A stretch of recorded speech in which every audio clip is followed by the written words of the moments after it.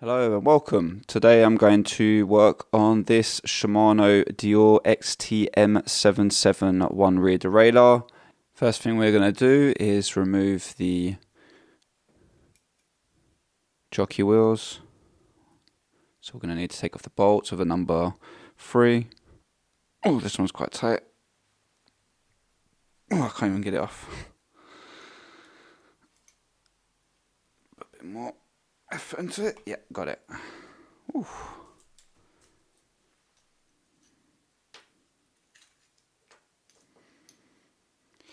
And the other side.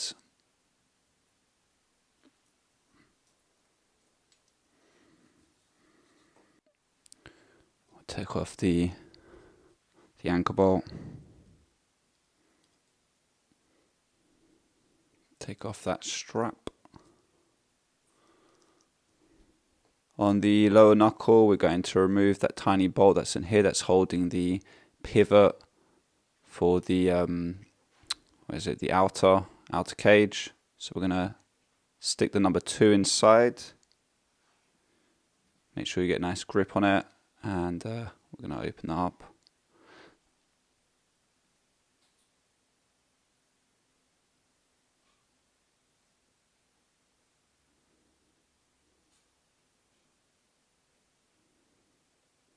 You can now go ahead and release the pivot bolt, which is going to give you access to the spring as well. This one's quite stuck inside.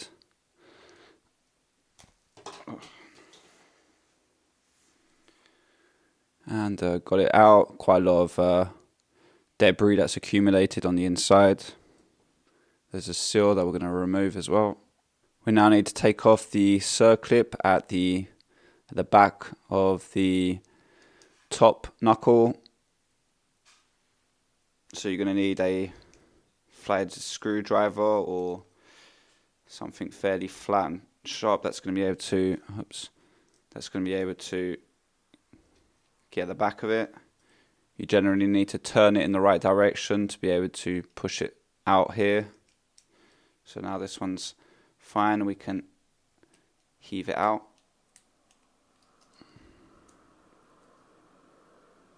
You can now release the next part. Be careful with your finger when you're going to do this. One's a little bit stuck. Up. And there you go, we got it off. So that's the B tension plate. There's a seal. We're going to have the spring short part that was towards the outer. We're going to push that bolt through. There's a seal if you want to work on that as well. And normally here there's another little seal. We're going to, got it off as well. And then we can remove the limit screws.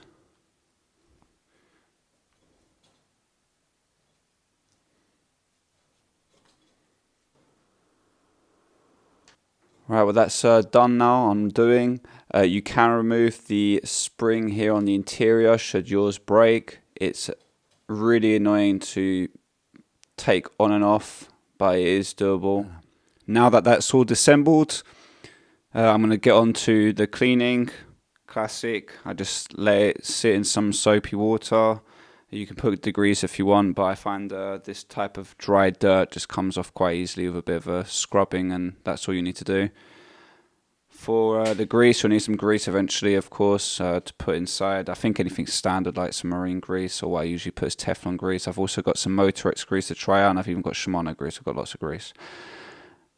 Right, so everything's been cleaned now, and we're going to reassemble all the parts. I'm going to add some grease onto certain parts of the pivots, and then we can proceed on to the rebuild. I'm going to use some Motorex 2000 grease I've been using recently, which is quite similar in texture and look to Shimano grease, which I've also got now. Any grease I think should be pretty much fine on this application, although in preference something that's quite waterproof. We're going to begin with the bottom knuckle, so we're going to grab the cage with the integrated pivot bolt. We're going to put back the seal in preparation. So we're going to grab the longer spring, and from what I can remember, the part that's slightly inverted more has slightly smaller diameter on this coil spring is going to go at the bottom here. At least it seems to fix much better. So we're going to stick it like that, and then you're going to grab the main body, and we're going to aim the other tip of that coil spring into the back of the hole of the bottom knuckle. Fairly simple. So I might add on a bit more grease, I think. I've added a bit more grease. We can always wipe it off if we need to. So the other end, that hole is there. I'm going to aim for that.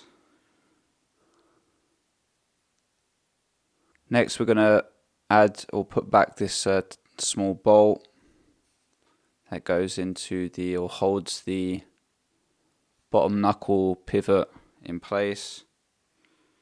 So we're going to push down the spring, and we're going to wind it up, and you're going to see right here this part is going to go in front of the stopper. So we need to tension that spring, and then we're going to just simply push down.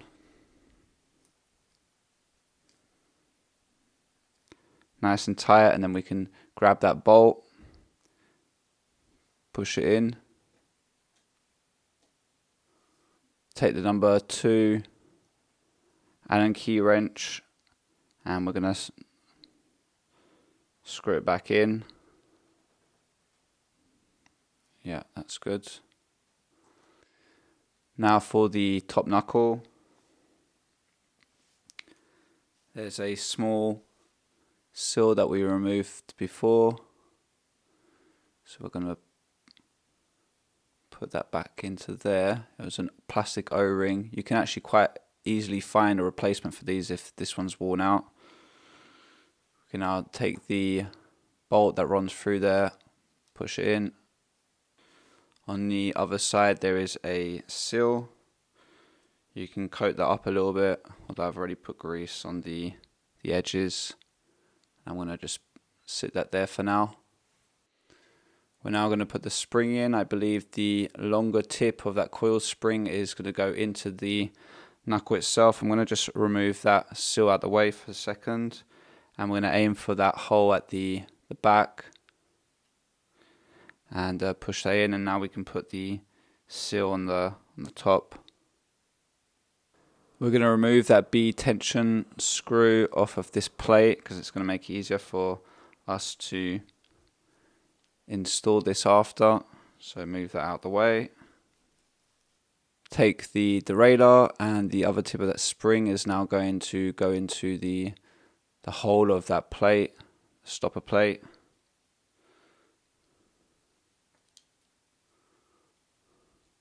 And we're going to just sit that on the top now for now.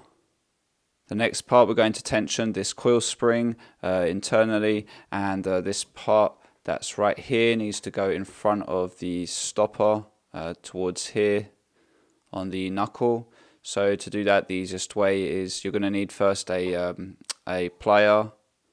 Make sure you have that, and we're going to use a number 2.5 Allen key wrench, and what we're going to do is we're going to slide it through where the threading is for the B tension screw, and we're going to use our hands to leverage or pull this back. So we're going to turn it, and we're going to be pushing against the pivot bolt at the same time. Makes it a lot easier.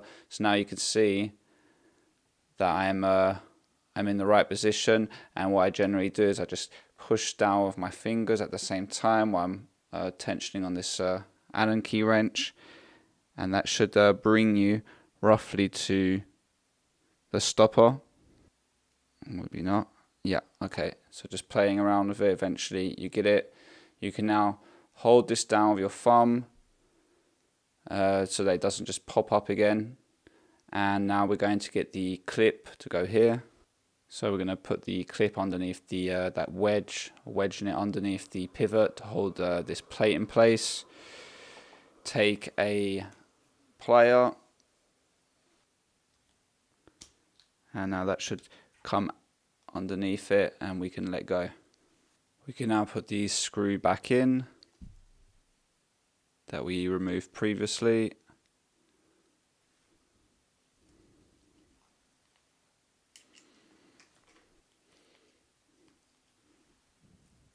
I'm now going to put the limit screws back in. You can kind of grease these up, I guess.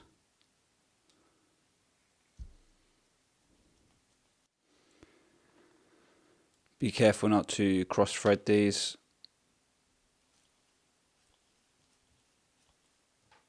Put the anchor bolt back on.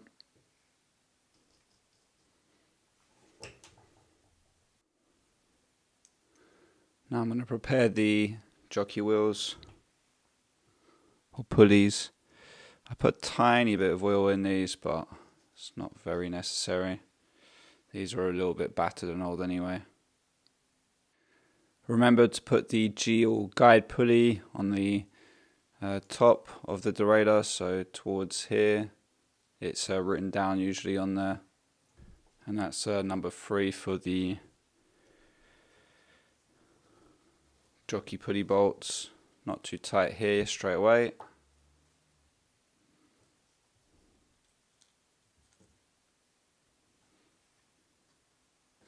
Take the last one. This is the reason why you don't want it too tight on the top here straight away, so that we've got maneuverability.